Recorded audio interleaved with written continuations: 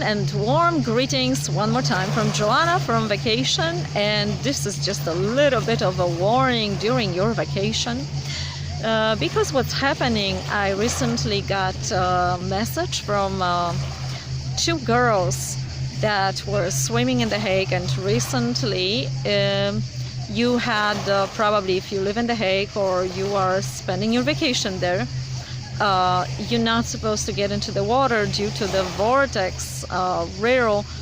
During the Second War, there were some bombs there, and it causing at certain times reels that you're not supposed to go into the water because it's very dangerous. But these two girls went right into it. They don't listen to any news, so they didn't know about it. And also some people who were on the vacation from Germany there also went into the water. I have no idea what happened. These girls are trying to find out if these two people were saved, but they try to help. They swim toward those two people, but the waves were just too big. So they were saved, taken to the hospital for a while. They had a shot, and they were given oxygen because one of them suffered from asthma. But the thing is that that's just a little bit of us, because we are, during our vacation, we love to be, careless and a little bit lazy and just enjoy. And I get you so much because I'm just taking my time right now. Although I like to take a time also to connect and appreciate enormous inspiration you are giving me in emails and sometimes comments, especially Polish people right now. So just a little bit warning. And some of you, you are traveling to other countries, and there's so much is said right now, and some things are coming out, and I'm really glad about that, about human trafficking, and most of the women are traveling. Maybe they're immigrant. Maybe they want to have a better life, like I wanted one time in my life, and I was also an immigrant, and I do understand what it means to go to another country and take up all these jobs that you do not want to do. You live alone, you're renting little rooms somewhere, and it's midnight, you're walking alone among the canals of The Hague, like I did, and you had these little jobs here and there, maybe some cleaning, maybe washing dishes somewhere, waitress. So you are ending pretty late your shift. So I do understand. I was there. But if you do travel alone, you're determined and you are looking for a better life for yourself, changing maybe your career, and you want to study abroad, I don't know. Just please consider just one thing, to let your relatives, your family, your best friends daily to know where you are, how you spend your days, so people know where you are, so you daily letting them know, just the one message sometimes, so they know you are fine. Considering all this, maybe this is just a warning a little bit more, but friends of mine, they went in London to the bar with another, and of course they got drunk and they were a little bit careless.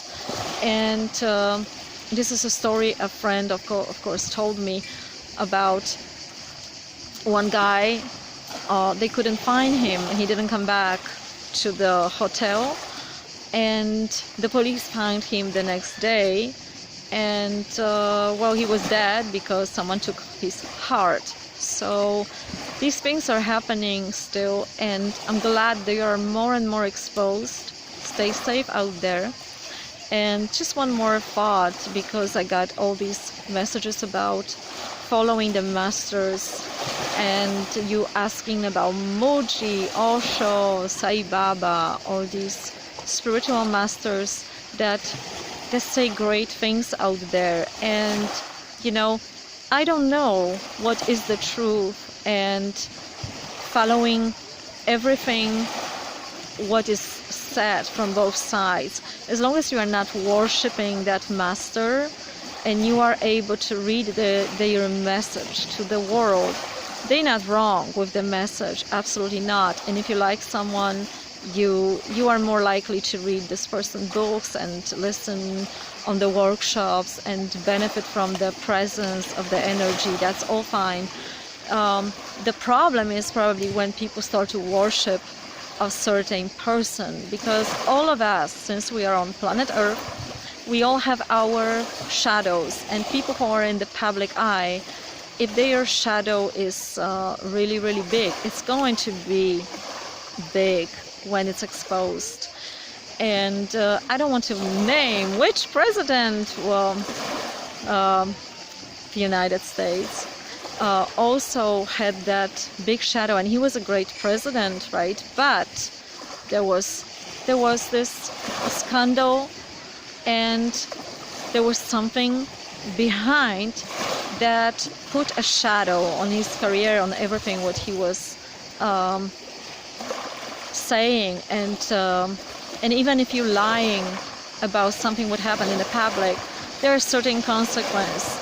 And you know, this is not about even the scandal, even what is the truth. This is more about what this person is doing as professionally for humankind, and to keep the shadow separated. You don't have to accept it. There are certain consequences always, but it's easier to take a person for who she is if you know that we do have shadows, and we can relate to the person action on one side and on the other side. Some of you know about our Polish Pope, when there was this attempt of taking his life. He visited the murderer in the jail, and he blessed him. He wanted to understand, and he forgave this person. And regarding the consequences every one of us has for our actions, whether we want it or know about what we're doing or not, we do have consequences.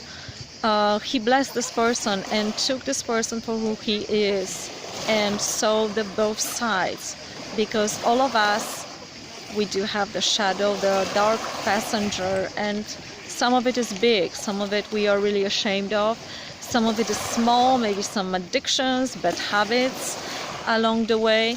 So this is my idea for now, considering all the spiritual masters, leaders of this world, and teachers, that they are great in what they are preaching.